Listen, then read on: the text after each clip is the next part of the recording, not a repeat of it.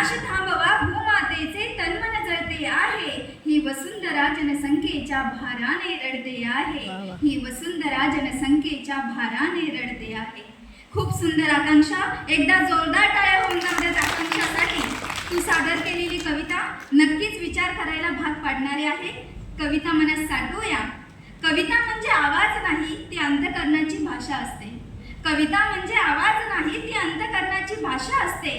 पुढील कविता सादर करण्यासाठी आमंत्रित करते सेंट मेरीज हायस्कूल वाशी या शाळेत इयत्ता 3रीत शिकणारी बालकवयित्री परिसा स्वाती हेमंतकुमार शिवशरण. परिसाला विनंती करते की कविता सादर करावी. एकदा जोरदार टाळ्या होऊन जाऊ द्यात परिसासाठी.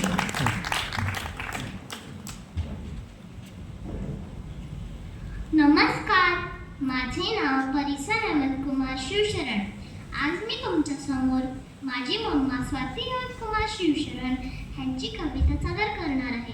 कवितेचे शीर्षक पेन्सिल आणि खोडरबर. पेन्सिल आणि खोडरबरचं झोपलं एकदा भांडण.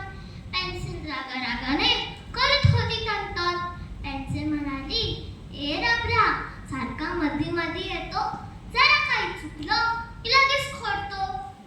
पण म्हणाला, नाही ग पेन्सिल ताई, जरा काही चुकलं ना की मला बघवतच नाही. मला कसं सगळं स्वच्छ स्वच्छ लागतं. कागदावरती तेच शोभून दिसतं. तू जर अचूक लिहिशील तर मी मध्ये मध्ये नाही येणार. पण तुझं माझं नाव सारे एकत्र